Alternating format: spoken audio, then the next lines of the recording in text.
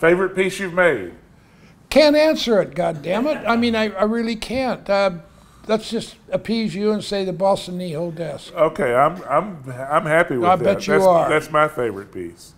Favorite vacation spot? You don't take vacations, do you? I don't take vacations. I do like England.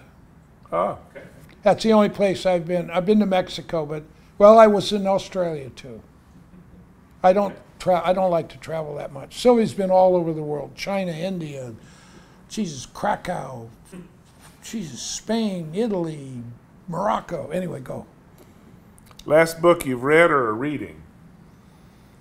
Well, I read a lot for many, many years, and then I stopped, and then the last 2 books I read that blew me away, but then I realized they're speaking to the choir. Richard Dawkins and Michael Crichton, what is it? Crichton, yeah. Amazing. But I mean, I agree with everything those atheist bastards say, and I love them both. Michael Crichton especially. Oh, you ping on Mother Teresa, you're hitting home, which is good. One goal you still want to achieve? Immortality. Immortality, but you just kidding. Jesus, boy, you're gullible. Well, that's Tennessee. You spent too much. Well, gee, Gary. Golly. No, golly. Golly. You should say golly. Goal to achieve. I don't know. Be able to keep working without a big physical disability. Do you have a favorite musician? Probably Cass Elliot or Emmylou Harris. Ah, good answer. What did you want to be to begin with? An artist. An artist. Yeah, we talked about that. I did, too. I didn't want to be a fireman or a policeman. I always, for some reason, wanted to be an artist. Do you have a favorite piece that somebody else made? Well, piece or thing, and then there's a lot, yeah. But I'd go with Rousseau's Sleeping Gypsy. Interesting. That's terrific. And that really, that informs your color palette too, doesn't it? Well, I walked up the Modern Museum of Modern, this was years ago, I walked up those steps, and I got up the top and there was a guard there. And I think it's the first time I'd ever been there. And I asked the guard, I said, you know, there's a couple paintings I'd really like to see. Maybe you can help me out. And he says, what's that? I said, well, Rousseau's Sleeping Gypsy. And he grabbed me by the shoulders and turned me around, and there it was, right on the wall up there. I mean, right there. Yeah. Ah! And then he said, and what else? I said, well, Picasso's Guernica. And he turned me back around, go in that room, and there was that whole room they had, you know, so yeah. But that's, for some reason, Rousseau's Sleeping Gypsy sticks in my mind. I'm sure there's better paintings. I'm with you on Guernica, yeah. Who would you say would be your most influential teacher or mentor? Well, at Arts and Crafts, when I went to Arts and Crafts. One, just a total aside, but we had in high school, we had a substitute English teacher. This is really weird. Substitute English, blah, blah, blah, turned in a paper, and she said, oh, Gary, by the way, I said, what? She said, you should be an artist. I said, why? Your handwriting is so good. I've never forgotten that. But probably at Arts and Crafts, Charlie Gill, and we had an SS teacher, Harry Krell, but the word was he was SS, but he ran the laundry, okay? But he taught me about color. And then probably Elia Hayes, my sculpture teacher. Charlie Gill taught drawing and stuff, you know. And he did one of them, and I talked to him a while back. He's in Idaho now or somewhere, but I mentioned this to him. He said, God, you remember that? At the beginning class, what he said is, okay, now draw, you know, we're going to draw stuff, you know. Draw a child's building block, okay? Oh yeah, perspective, all that shit, that's easy. So we all drew a child's building block, you know, with vanishing perspective, a big A, a B, and all that. Turned them in.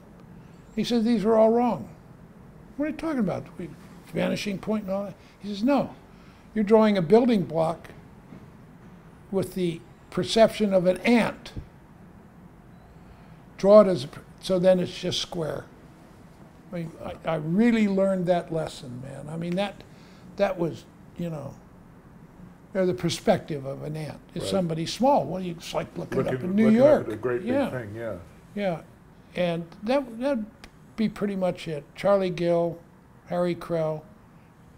Because he taught, Harry did teach you to look, and he had a way of teaching which was pretty Mach Schnell, but you had to bring your work in. The class would jury it. You'd bring your last 2 weeks, say, 2 weeks worth of work in, and put it on the wall, put 3 pieces on the wall, and then you could be, the class was allowed to jury you on color, likeness, because he taught color. We did, and it was all portraiture, or all 3. And a few people would pick all 3, and you could tear them apart, because obviously they didn't make it. But if you said, I just was trying to get likeness, and that's what you're critiqued on, it was a beautiful way to teach. Or color, you know. That painting there is a result of Harry Crowe's class, you know. Is that the end? That's the answer. No, there are more questions. Oh. Sorry. I was going to go into Peggy Lee. Is that the end, my friend? Is this all there is? Oh, Jesus. Oh, she was great. Miss Peggy Lee. I saw her a couple times live. What's your favorite wood? What kind of glue do you use? Favorite wood?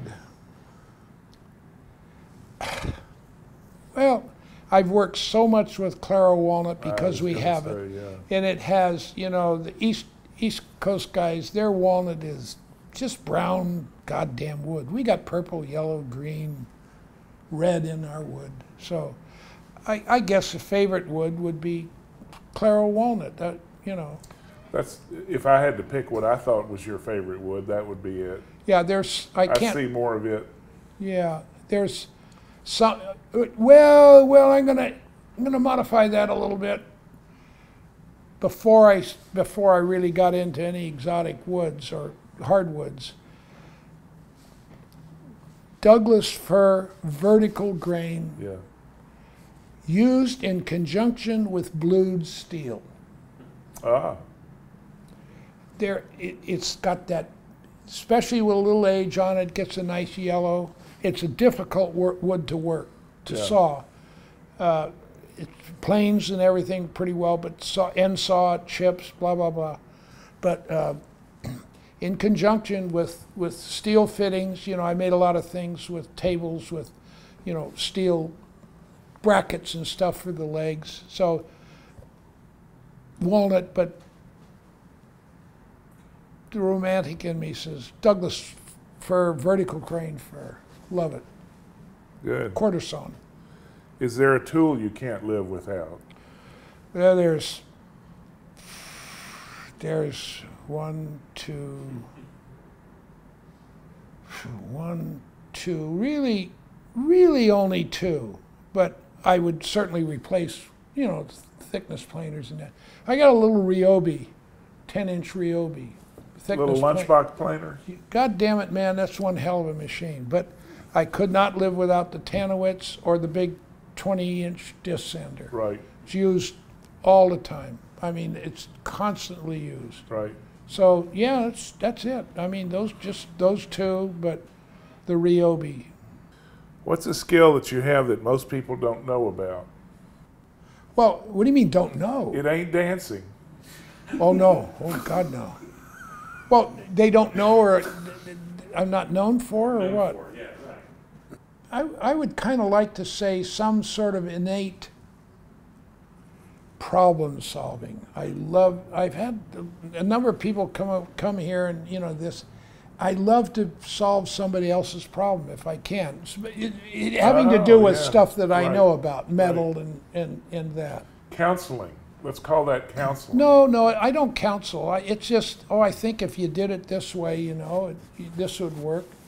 That kind of along with some sort of innate engineering feeling. I love to engineer a piece for strength. That's why I use a lot of metal fasteners, but they have to be part of the piece. I don't want to hide, you know, I do hide some, but some particular fasteners. Yeah, but how did you attach the legs on the kitchen table? I use a lot of epoxy. I use a lot of 5-minute epoxy, and then I use long-range stuff for laminating. But what I use a lot of is what they call T-nuts. Yeah. Man, you drill a hole, you want to place something on, say, underneath the table. And you want to place this on, and you want to be able to register it perfectly. So you get about where it's going to go. And the T-nut, like 1/4-20, the T-nut is about 3/4. So I get a 1-inch Forstner. What's the flat one? Not the digger one. Spade bit? No, oh God, no, not those things. Oh, Jesus Christ, those clumsy. No, the one it cuts a perfect hole. I think it's a Forstner bit. Yeah. So then I drill that, and then I have the countering hole where the bolt goes through. I put a piece of tape over the hole. I put it on there, and I put the 5-minute epoxy in the hole on both holes, say there's 2 holes, and then put the piece back down on there and register it where I want it. When that epoxy sets up, man, you just put those 2 back in there, and you got a perfectly registered, can't see them. Wow. But otherwise, if it's structural, I like to show the metal work. Sure, sure. But try those, and I'll use couplers if I don't have a lot of rooms. Drill a smaller hole, and I put a flathead screw on the other side of the coupler, great. So that the epoxy goes around that. And I mean, it's in there for the long term. What's the best piece of woodworking advice you ever got? It's not the best because I don't do it, but it's the cleverest I've ever saw. That marquetry guy down in L.A. with a frog name. Schurz, Paul Schurz. Yeah, he was doing a thing at Mark Adams, and I use it now. I don't use the belt sander too much anymore, but he sanded a piece of marquetry, real thin stuff, that little thin wood that you guys use.